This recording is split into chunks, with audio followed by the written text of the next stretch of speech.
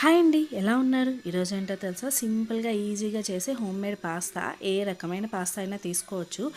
ఇలాంటివి చేసి పెట్టామనుకోండి, మార్నింగ్ లంచ్ బాక్సుల్లోకి అంటే మార్నింగ్ బ్రేక్ఫాస్ట్ కింద, లేదంటే ఈవినింగ్ స్నాక్ కింద ఈజీగా అయిపోతుంది, సింపుల్గా అయిపోతుంది, హెల్తీగా కూడా ఉంటుంది.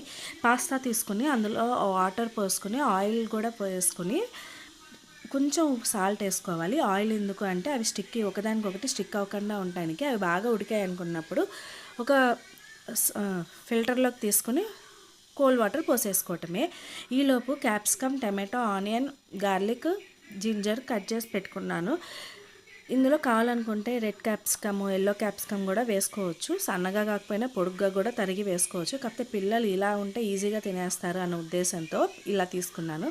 ఇంకా ప్యాన్ పెట్టుకుని ఆయిల్ హీట్ చేసుకుని గార్లిక్ ఇది జింజర్ని తురిమి వేసుకున్నాను. ఎందుకంటే ముక్కలుగా ఉంటే పిల్లలు ఇష్టపడరు అని. ఆనియన్స్ కూడా వేసి బాగా వేగనియాలి. ఇవి బాగా వేగాయి అనుకున్నప్పుడు క్యాప్సికము, టమాటా కూడా వేసేసుకోవాలి.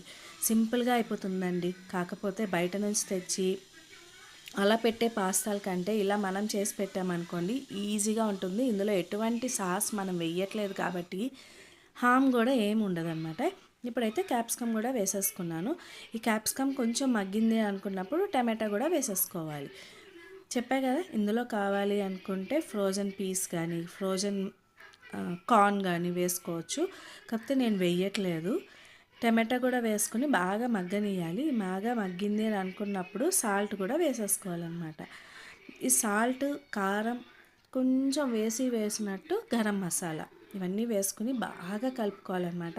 ఎంత బాగా కలుపుకుంటే అంత ఫ్లేవర్ఫుల్గా ఉంటుంది.